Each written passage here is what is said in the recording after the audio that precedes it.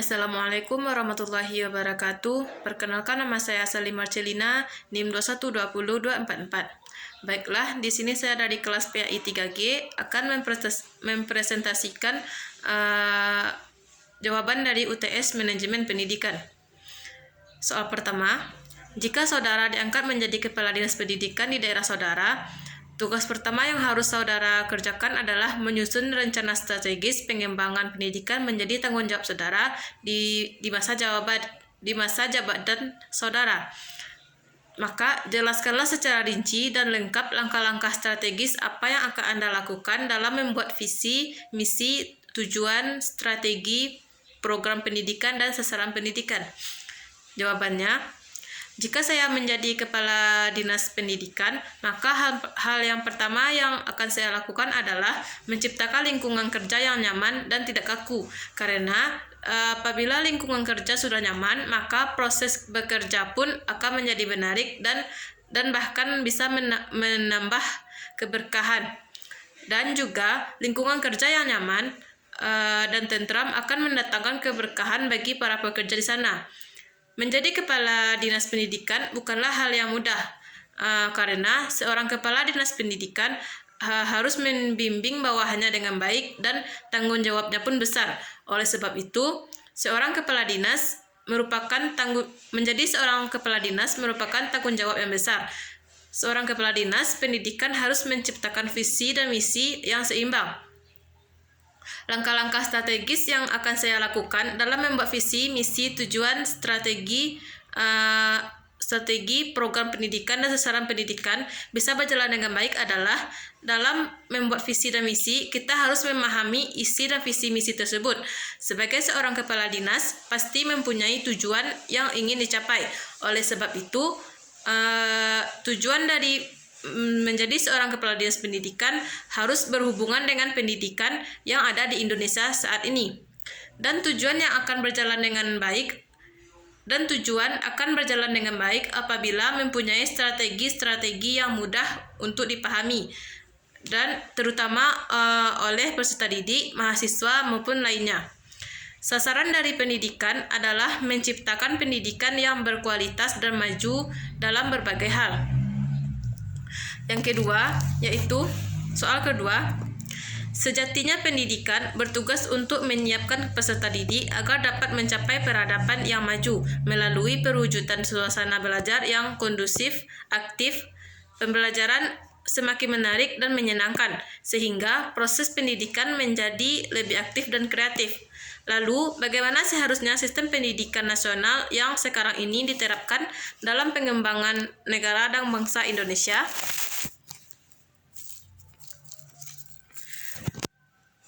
Menurut saya, pendidikan tidak bisa dipisahkan dari manusia, karena manusialah yang menjadi pelaku dalam sebuah pendidikan. Pendidikan di Indonesia pada saat sekarang ini masih kurang baik atau masih tertinggal dari negara-negara berkembang lainnya. Karena di Indonesia tidak semua orang yang bisa mengenyam bangku pendidikan dikarenakan berbagai faktor. Salah satunya yaitu faktor ekonomi. Selain itu, di daerah-daerah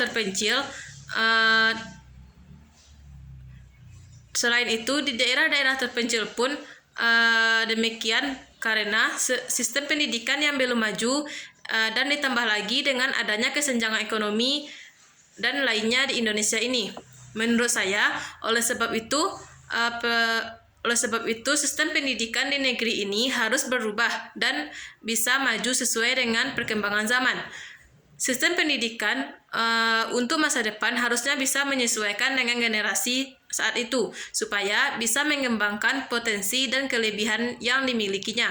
Dan seorang pendidik juga harus memiliki pengetahuan yang luas dibandingkan anak didiknya, supaya apa yang dicita-citakan dan diharapkan dapat terwujudkan.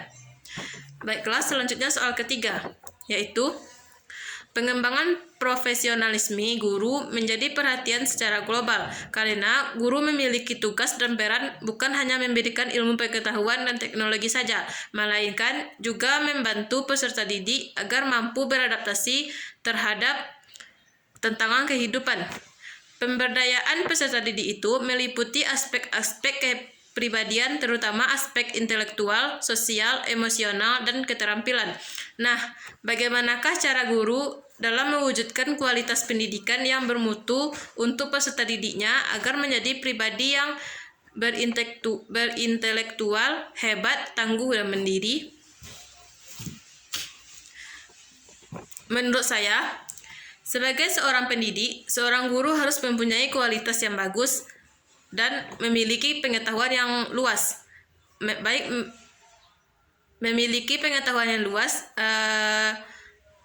mengenai banyak hal. Seorang guru berperan sebagai pendidik tidak hanya memberikan ilmu pengetahuan saja, tetapi juga harus mencakupi berbagai aspek lainnya seperti aspek sosial, emosional, kepribadian, dan lainnya. Oleh karena itu, diperlukannya strategi atau cara-cara yang baik dan tepat agar tujuan tersebut dapat berjalan dengan sesuai yang diinginkan.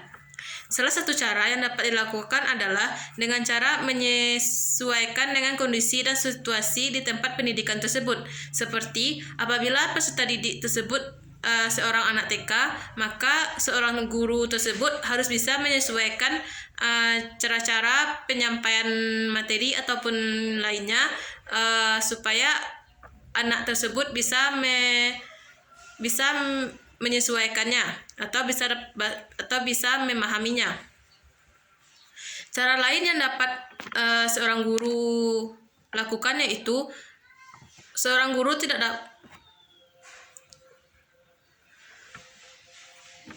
Cara lain yang dapat seorang guru lakukan adalah dengan menerapkan suatu konsep pendidikan secara bertahap supaya peserta didik dengan mudah bisa memahami materi satu persatu. Bahkan peserta didik bisa menganggap pembelajaran tersebut menyenangkan.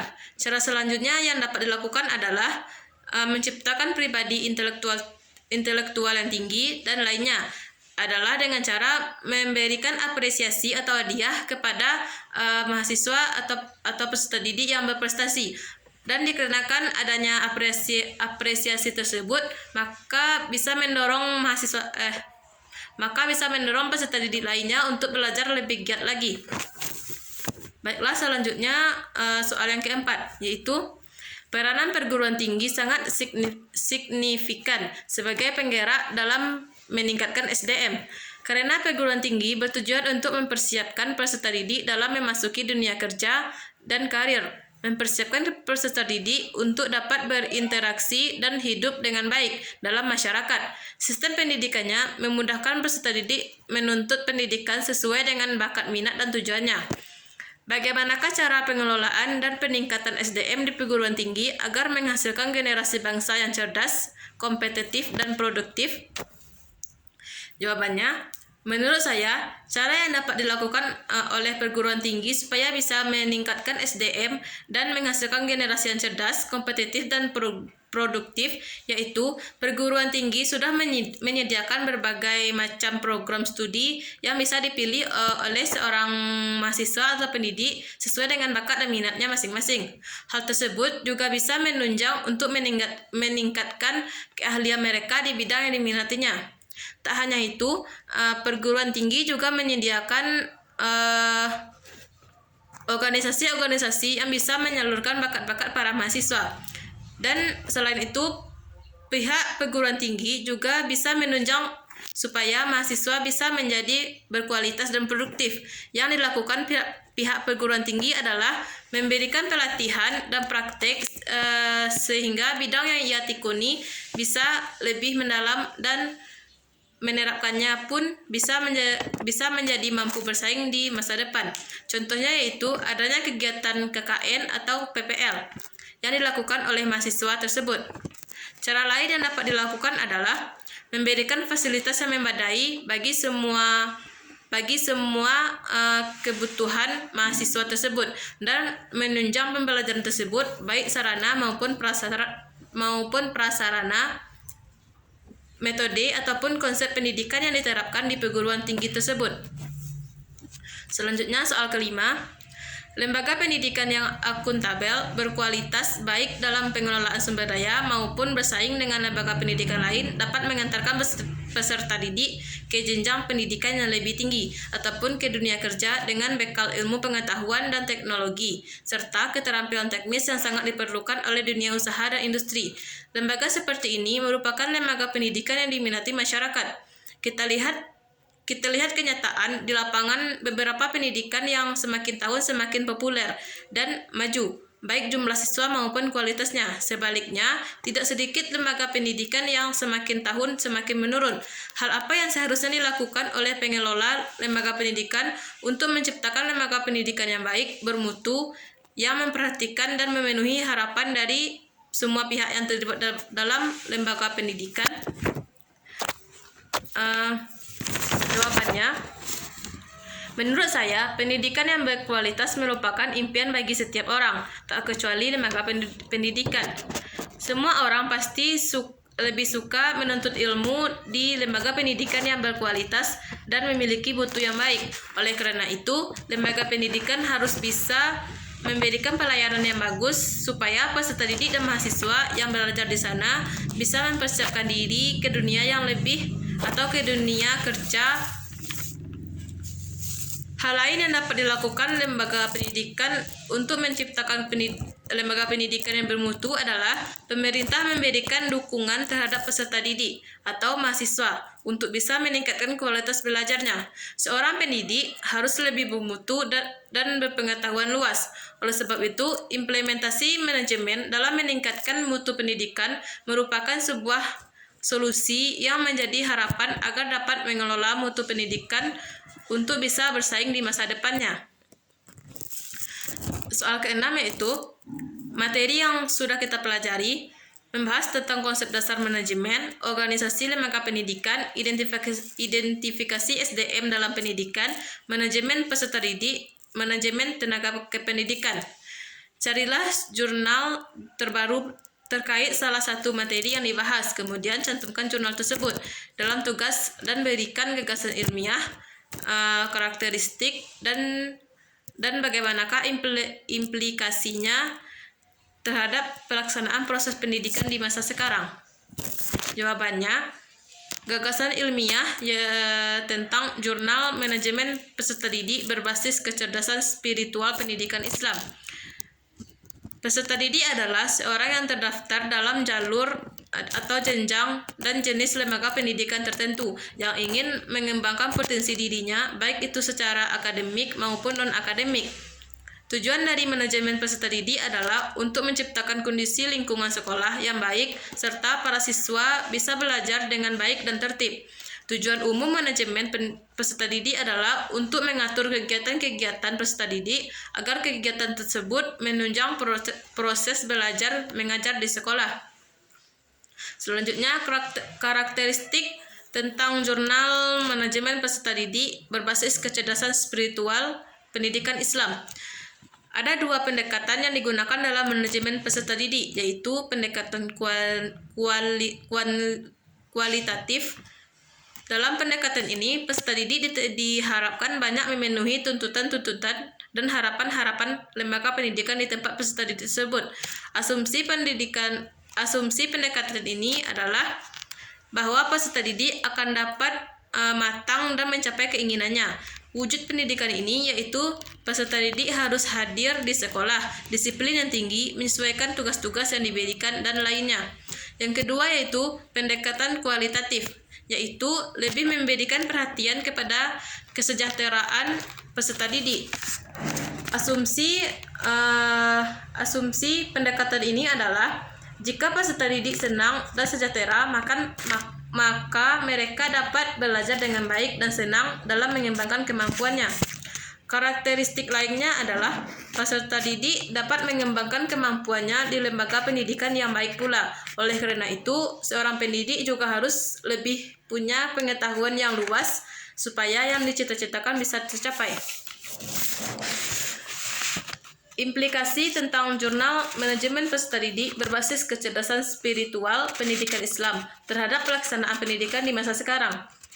Dalam jurnal ini dijelaskan tentang bagaimana cara manajemen pendidikan dapat berjalan dengan baik.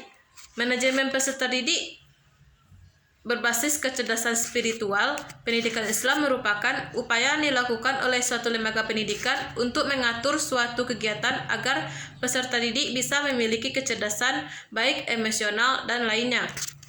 Dengan adanya manajemen peserta didik, diharapkan nantinya peserta didik bisa bersaing dalam di bidang ilmu pengetahuan dan memiliki akhlakul karimah yang bisa menjadi contoh bagi banyak orang. Baiklah, sekian dari saya. Kalau ada kesalahan mohon dimaafkan. Assalamualaikum warahmatullahi wabarakatuh.